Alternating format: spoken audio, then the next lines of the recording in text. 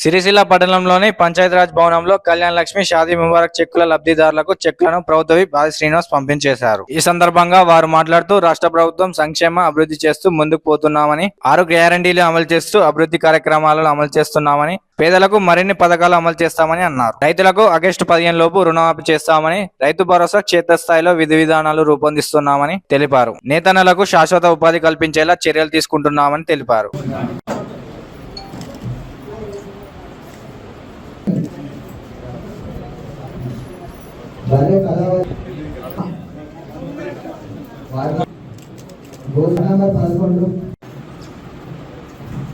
రాష్ట్ర ప్రభుత్వం గౌరవ ముఖ్యమంత్రి రేవంత్ రెడ్డి గారి నాయకత్వంలో సంక్షేమ కార్యక్రమాలు ఒకవైపు, అభివృద్ధి కార్యక్రమాలు మరోవైపు రెండు కళ్ళలాగా చూస్తూ ఈ రాష్ట్రాన్ని అన్ని రంగాల్లో కూడా అభివృద్ధి పథకంలో తీసుకోబడుతున్న లక్ష్యంలో భాగంగా ముందుకు పోతున్న సందర్భం.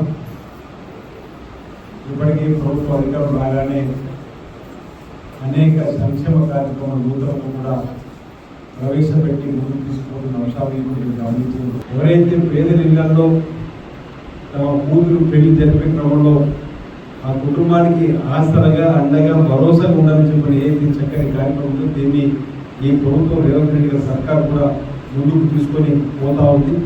అందులో భాగంగా ఈరోజు మన పట్టణంలో కళ్యాణ లక్ష్మి సంబంధించిన చెక్కుల పంపిణీ కార్యక్రమం కానీ షాదీలకు సంబంధించిన చెక్కుల పంపిణీ కార్యక్రమం చేస్తూ ఉంది.